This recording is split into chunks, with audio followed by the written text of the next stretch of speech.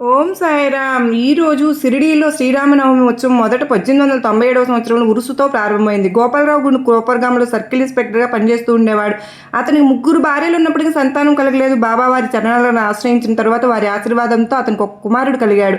ఆ ఆనందంతో అతడు తన కృతజ్ఞతను తెలుపుకునేందుకు షిరిడీలో ఉరుసు ఉత్సవం చేయ సంకల్పించాడు. తన సంకల్పాన్ని అతడు తాత్యా పాటిల్, దాదా కోతే పాటిల్, మాధవరావు దేశపాండే మొదలు గ్రామ పెద్దల ముందు ఉంచాడు. అందరూ కలిసి ఉరుసు ఉత్సవం జరిపేందుకు నిర్ణయించారు. కానీ షిరిడీ గ్రామ కులకర్ణి కరణం మాత్రం ఉరుసుకు జన సందోహం వలన అంటువ్యాధులు ప్రబలే అవకాశం ఉన్నదని జిల్లా కలెక్టర్కు ఒక నివేదన సమర్పించారు. దాని ఫలితంగా కలెక్టర్ ఉత్సవానికి అనుమతిని ఇవ్వలేదు. మొదట అందరూ నిరుత్సాహపడ్డ ఉరుసు జరుపుకోవడానికి శ్రీ సాయిబాబా సంపూర్ణ ఆశీస్సులు ఉన్నాయి కనుక ప్రభుత్వ అనుమతి కోసం మరలా అర్జీ పెట్టి కలెక్టర్ అనుమతి పొందారు. శ్రీ సాయిబాబా శ్రీరామనవమి రోజు ఉరుసు ఉత్సవం చేసుకోమని ఆదేశించారు. సంవత్సరంలో అన్ని రోజులు వదిలిపెట్టి శ్రీరామనవమి రోజున బాబా ఎందుకు సూచించారో ముందు ముందు మనకు తెలుస్తుంది. తరువాత కాలంలో ఈ ఉరుసు శ్రీరామ జన్మోత్సవంగా రూపుదిద్దుకుంది. హిందువులు ముస్లింలు అందరూ కలిసి ఉండాలని బాబా వారి ఉద్దేశం కాబోలు. అందుకే అందరూ కలిసి జరుపుకుంటారు.